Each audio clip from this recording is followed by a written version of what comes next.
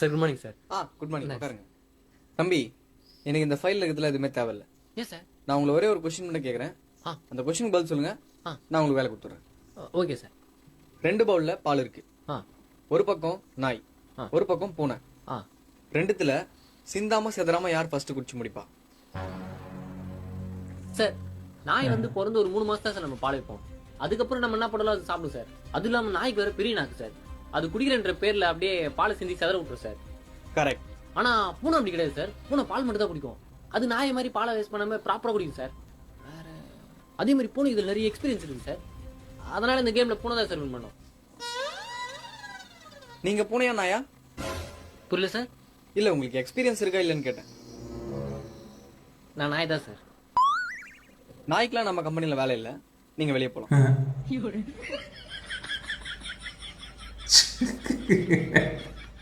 Next வாங்க sir.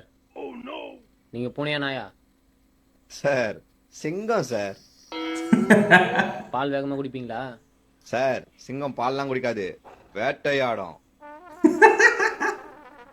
சிங்கம் sir, உள்ள வாங்க. அதோ வரேன் சார்.